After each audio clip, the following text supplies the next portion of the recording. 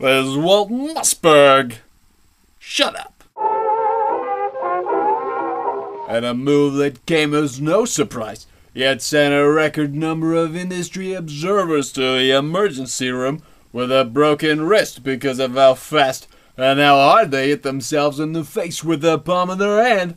Facebook was awarded a patent this week for the feed. For those of you who aren't hip to these things like I am, the feed is Facebook's name for the list of activities you see when you log in to Facebook. You know, all your notifications get shown there, and the messages about who's friends with who's asking you to play some goddamn online game, asking for a trinket or a treasure or something. That's the feed. It's a list of information relevant to the user. You know, like every other list of information a user gets presented with when they go practically any other website in the whole world. Let me just say straight away that I think the US Patent Office is scum, and that software patents are dirty scum. Are you with me so far? It boggles the mind to think that Facebook could be awarded a patent for something so obvious and ubiquitous as a list of information relevant to the user in a social context.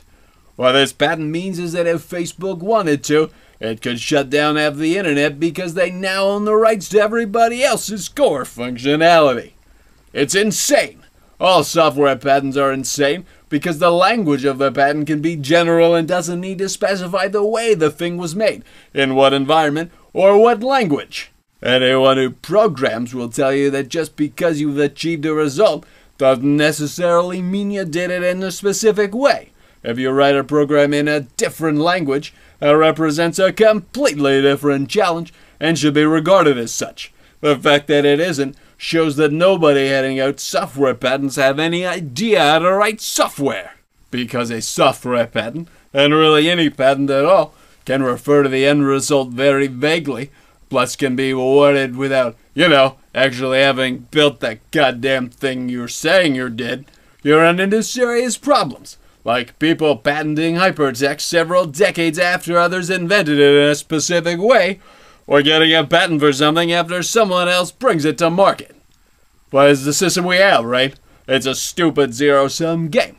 But because there's money riding on it, everybody takes part. Because who wants to be that jerk who goes all noble and doesn't lock down his creation, only to have someone else file a patent for it so that the person who actually developed a certain piece of software has to pay royalties to some goddamn patent squatter? That's right. So the stupidity of the patent system means companies lock down every single thing any of their developers ever do, just in case they decide at some point to bring in whatever they've done to market at some point in the future, or because it's close enough to their plans they don't want anyone else getting anywhere near it. When companies like Apple do it, since they're fantastic and have amazing ideas, it does two things.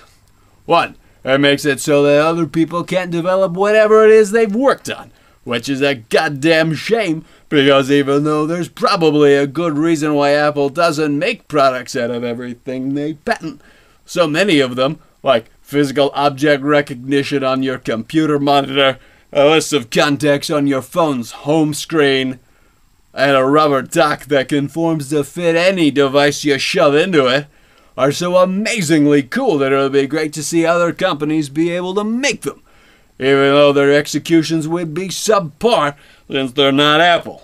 Two, it makes idiot bloggers write about all these patent filings as though it means anything, as though it necessarily reflects anything other than Apple covering its bases and getting the greatest value for their R&D dollar, and it makes idiot bloggers say stupid stuff like this.